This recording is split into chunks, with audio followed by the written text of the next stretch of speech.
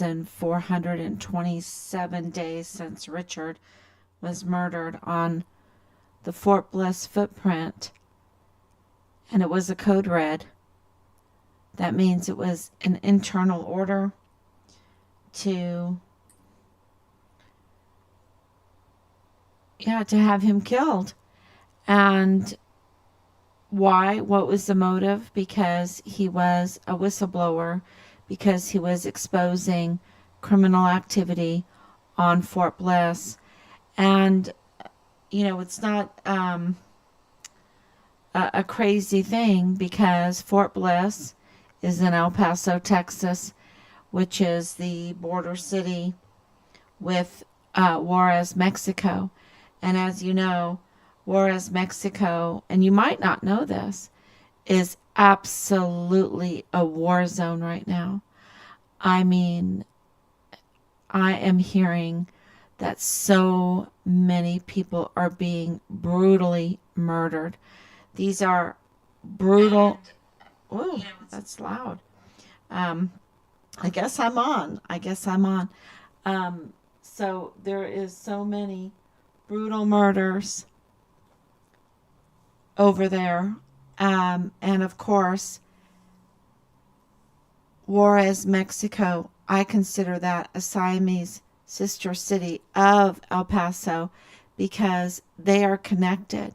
You might have, I think, twice as many population in Juarez, Mexico than you do in El Paso, but they are connected.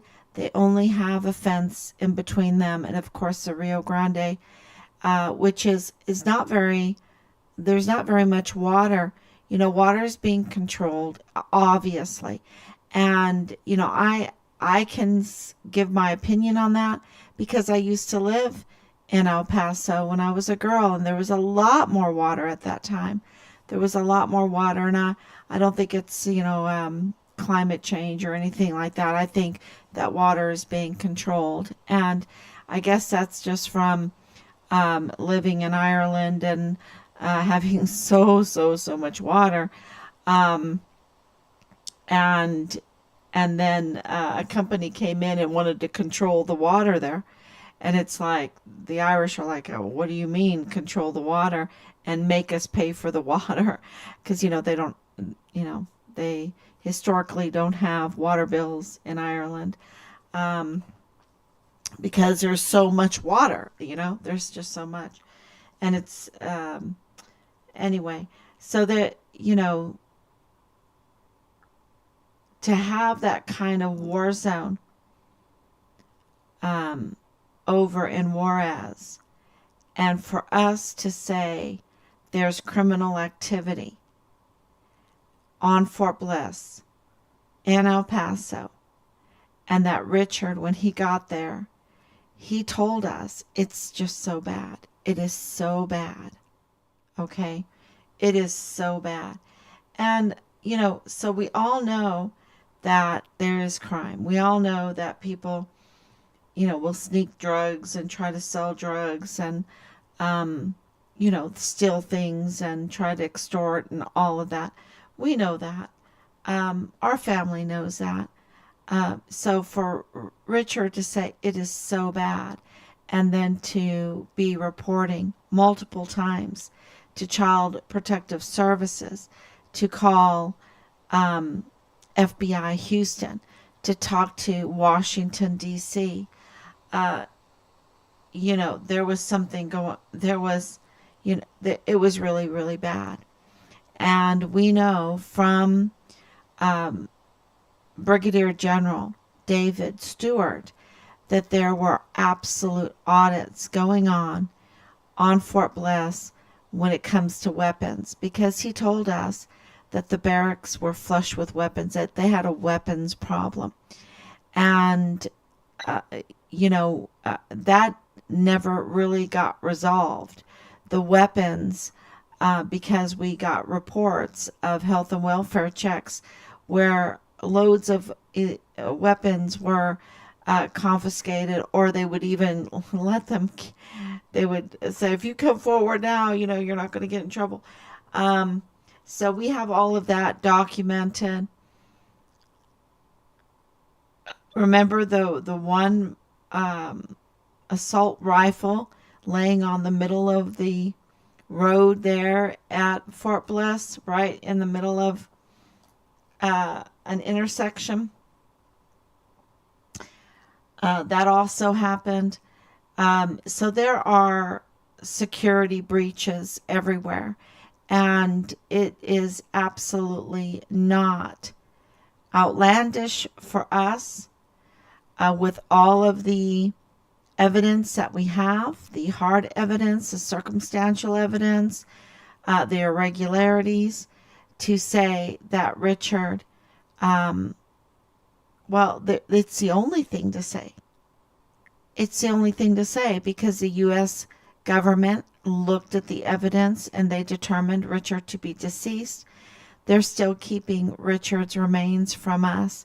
I think they're going to try to figure out what they're going to do. What they're going to do in all of this, because you see, the longer that they take, more and more information is coming out. And what do I mean by that? When we moved to El Paso in September of 2020 to look for our son, to hold rallies for 4 to 6 times a week. And I'm not kidding on that. That's all recorded. We were out there every day, making ourselves available for anybody there to come up and talk to us without being feared of being recorded or, any kind of, really, just to be able to come on the corner of the street, stand next to us, and talk to us. We did that for months. And of course, a lot happened. We received a lot of information. We know that the IG were all over the barracks because of Halliday. We know that Dallas Hart was Richard's platoon leader. We know that Leilani Hart is Dallas Hart's mother, who had unauthorized access to the CID of El Paso, and to the files, to Fort Bliss, the Fort Bliss CID, and to the files, and to Richard's file.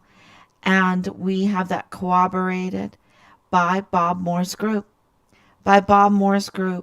Who have, starting really in January of 2023, started, and I would say really bad in February of 2023. No, I take that back. January of 2023, they started their absolute retaliation against the investigation of Richard. And this was Bob Moore's group. Okay? Bob Moore of El Paso Matters, of El Paso Community Foundation, and the media there takes his stories and publishes it. So he has a force multiplier, and he's unreliable, and he is unethical, and he is really, to me, he's on life support because his credibility is so low. Now, did I make his credibility low? No. He made his own credibility low. He is the one that colluded with Bill Hicks, with Justin Underwood. And you have to understand, Justin Underwood, the attorney, these are attorneys. Justin Underwood was an ad litem to the Walmart mass shooting. He was under that gag order, okay? And yet he was on social media talking about how to get rid of Yvonne Rosales.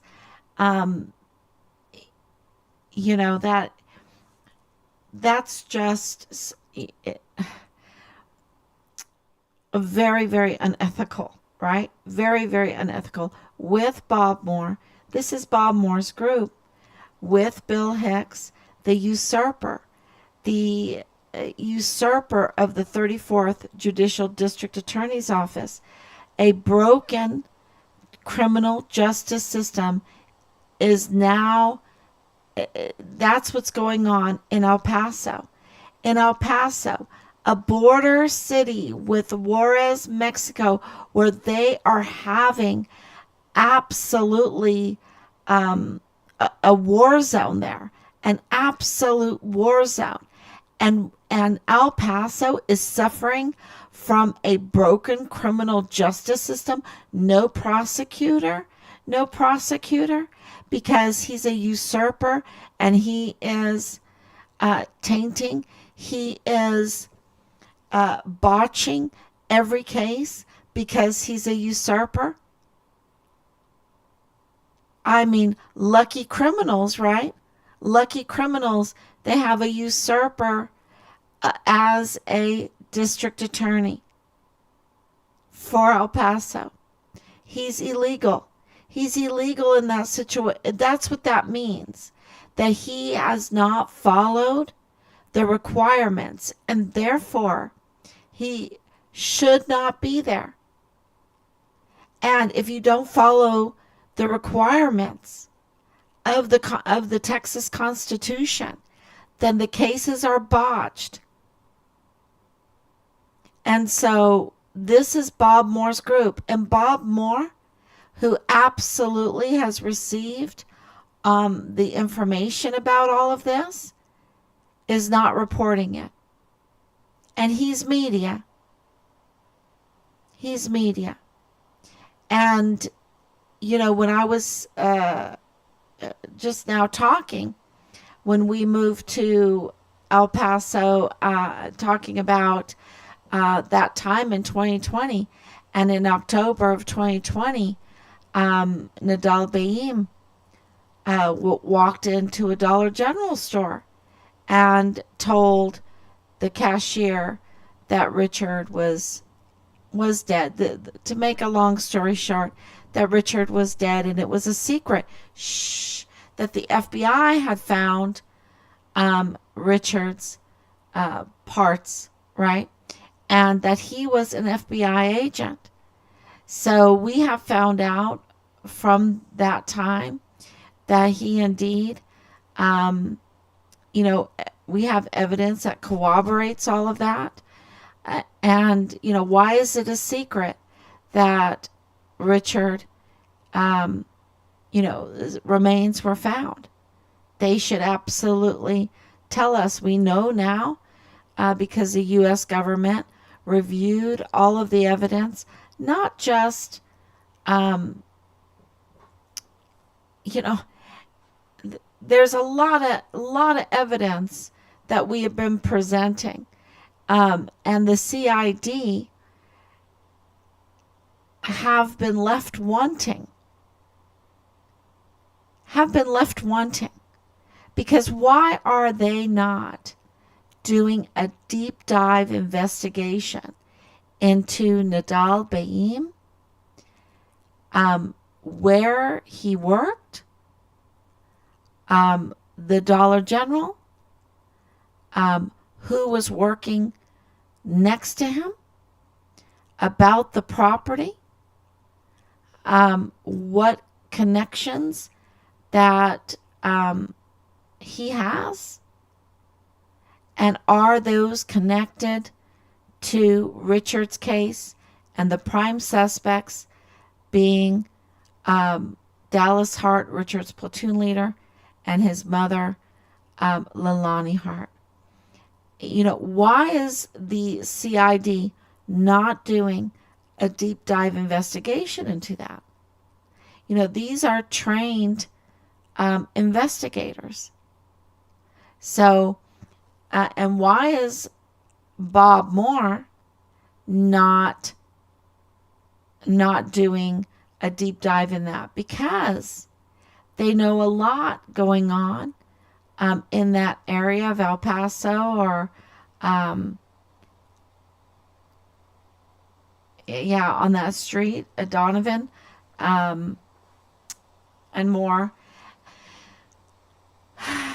because where the Dollar General was, they absolutely know that area because Bill Hicks knows that area, is connected, and the Ortegas know that area, and the Harts know that area. And, it's why doesn't Bob Moore tell us how all these dots come together, right? Isn't he supposed to be an investigative journalist? But no, his group is too busy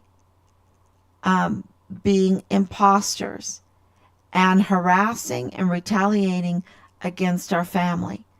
And when they retaliate, they don't retaliate kindly. They are absolutely vile and vulgar. Vile and vulgar. And that has been documented. And I've been thinking about sharing the vile and vulgar harassment and retaliation with everyone. But there are ongoing investigations into Bob Moore because he has put himself on life support. His credibility is on life support because he is up to no good. Up to no good. And that is coming back and being on full display. He has no credibility because his associate is the likes of Amber Chase, is the likes of Leilani Hart, is the likes of others that make this very personal and want to be very vile and vulgar. And I'm sure it is personal for them because there are also suspects in the murder case of our son. And the murder of our son is a capital murder case. And that's why they're very worried about this immunity talk that we gave right from the very beginning, 4 years ago, just about, not quite, but almost 4 years ago. Why didn't they come forward then, right? But now that things are getting exposed, they're worried about the immunity. And we're worried about the immunity too, because we absolutely want to have that to offer. Absolutely. Because the leadership tends to try to find someone to take the fall so that they don't have to. They're just that evil. They have no ethics either. And so, and one of the suspects that we think that they're doing this to is Danae Katzen. And absolutely, she is not an innocent bystander in this at all. She's right in the middle of it all. She's right in the middle. She knows a lot, right? And yet, we hope that she comes forward. We have been told by as family members that things are a little bit not so good, strained. And so maybe coming forward and doing something good like this will help her. Thank you, Anicia, for coming on. So we are looking at a lot of these addresses because we're hitting the jackpot. We're absolutely hitting the jackpot. And I probably shouldn't say it that way, right? Because I'm just thinking about Amber Chase and Bob Moore's recent retaliation against us. Yeah. It's so vile and vulgar and so absolutely cold-blooded. And so we've been writing that. That's probably, um, yeah, it makes you speechless when you think about it. And I want to really share it because people need to know that Bob Moore's group is up to no good. They are so cruel. And, it's like the bullets coming at you from, from the Matrix. Uh, they're very cruel, but you can just flick them off, when you understand where they're coming from and these addresses and the associations of these individuals give you the power to understand what's going on. So,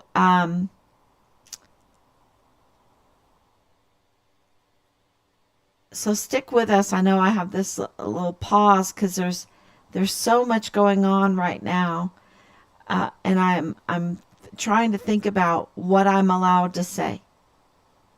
What I'm allowed to say, um, because so many are being exposed right now, and it is not quite too late yet. It is really on the edge, and I'm not just saying this.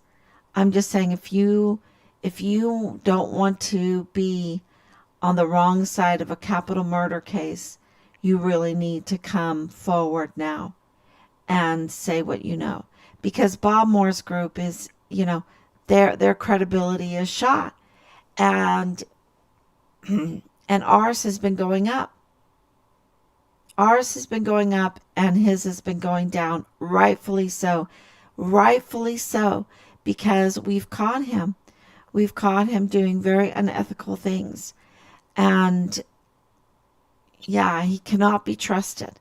He cannot be trusted in anything that he writes, his publications, or the other materials. I really would be, careful on if you ever read any of his stuff. I'd be very, very careful because it's just, well, if you're a media company, you might be liable, right? Um, so, but the rest, it's just more garbage. More garbage. That's what it is. It's not the truth. It's to mislead the public. And we think that is a very, very serious crime. A very serious crime. So, okay, everyone, thank you so much. I know it's very, very late, but I wanted to come on to tell you about the why they are not doing their investigative journalism, why the CID is not doing their investigation, right? Because it's not that hard. They should have had this solved years ago, absolutely years ago, because they have much better tools than we do, and they have many more people and resources. And so, absolutely, they would have been heroes. But they played patty cakes while others were regrouping, right? That's why they've been able to put us through the harassment that they have, because of being organized. So,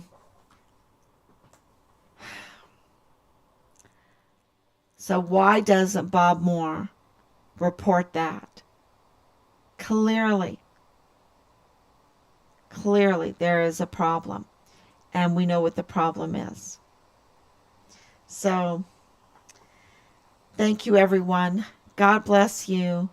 I will be back on tomorrow, and please share everything. share the screenshots that I put up.